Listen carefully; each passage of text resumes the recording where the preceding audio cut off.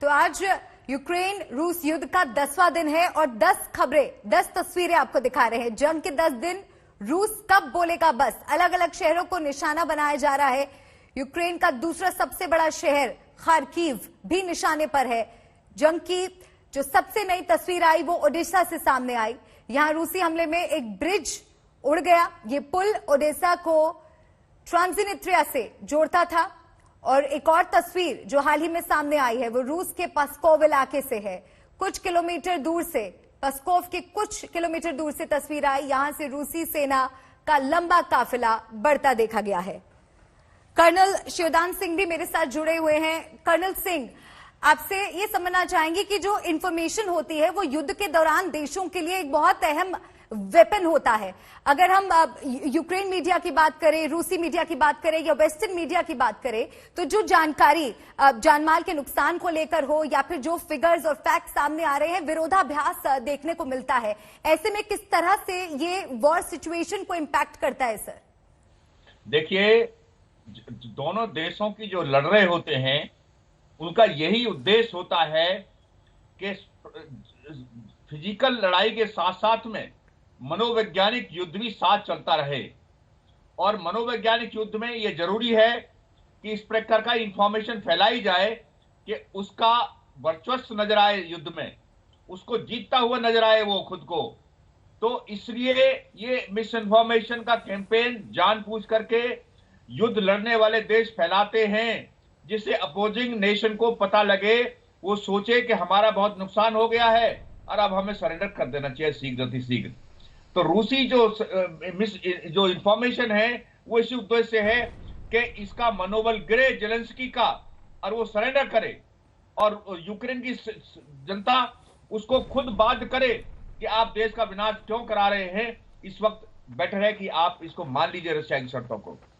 और इसी प्रकार से आजकल एक हाइब्रिड वार का जमाना है। ये फिजिकल वार आपने देखा होगा बहुत दिनों के बाद हुई है। आजकल हाइब्रिड वार में मनोवैज्ञानिक दुष्प्रचार फैला करके दूसरे देश की जनता का मनोबल गिरा करके तरह तरह के इस तरह की हरकतों से ही अपना मतलब अचीव किया जाता है। इसी प्रकार से रूस भी कर रहा था, मगर जेलेंस्की ने इस बात को कैप्चर नहीं किया। रूस बहुत दिन से अपना हाइब्रिड वार के हिसाब से अपनी सेनाओं को यूक्रेन की सीमा पर लगा रहा था, उसको बता रहा था कि हम कितने ताकतवर हैं, हम तुम्हें खत्म कर देंगे। मगर उसने इस इंडिकेशन को नहीं पढ़ा और नेटो में डिपेंड रहा। नेटो ने भी साफ कर दिया है कि हम तुम्हारे साथ कोई सैनिक नहीं भेजेंगे तुम्हारे साथ युद्ध लड़ने के लिए। अरे विश्व को एक संदेश है इस युद्ध के द्वारा कि दूसरे देश की कोई सेना आकर के आपके लिए युद्ध नहीं करेगी। इस अपने देशवासियों को ही इसलिए अपनी सामर्थ्य के ऊपर ही युद्ध करना चाहिए। और यूक्रेन इस बात में बहुत गलती की है। जितना विनाश यूक्रेन में हो रहा है, इसका पुनर्निर्माण मुझे बहुत मुश्किल नजर आ रहा है। जी, जनरल सहाय, आपसे भी इस पर एक कमेंट चाहूंगी। जिस तरह से रूस अब इंटरनेट पर शिकंजा कस रहा है, तमाम सोशल मीडिया वेबसाइट्स पर बैन किया जा रहा है और ये जो मिस इन्फॉर्मेशन का दौर हम देख रहे हैं कि एक तरफ रूसी संसद ड्यूमा में स्पीकर ये दावा करते हैं कि राष्ट्रपति जेलेंस्की यूक्रेन में मौजूद नहीं है, लेकिन वो सामने आके इस दावे को खारिज करते हैं। इस तरह की जो इन्फॉर्मेशन आती है दोनों तरफ से, ये किस तरह से सिचुएशन को इम्पैक्ट करती है?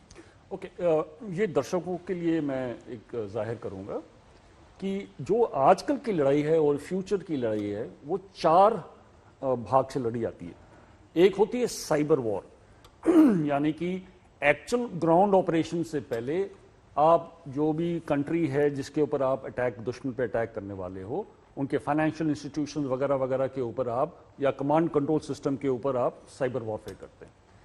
ये एक पहलू खत्म हो जाता है। उसके बाद में दूसरा पहलू स्टार्ट होता है इंफॉर्मेशन वॉरफेयर, यानी कि इंफॉर्मेशन डिसइंफॉर्मेशन, दावा और उसके विपरीत।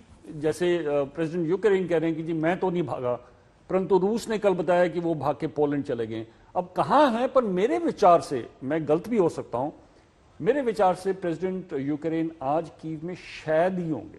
मेरे विचार से, आई मे बी रॉन्ग, वो थोड़ी वेस्ट की तरफ निकल गए होंगे, किसी और जगह पे उन्होंने अपना पोजीशन इख्तियार किया होगा, क्योंकि लीडरशिप को इंटैक्ट रखना बहुत जरूरी है।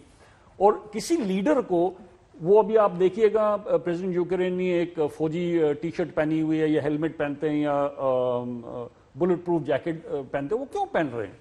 वो फौजी नहीं है परंतु लीडर हैं, वो दुनिया को दर्शा रहे हैं और अपने लोगों को दर्शा रहे हैं कि मैं आपके साथ हूं।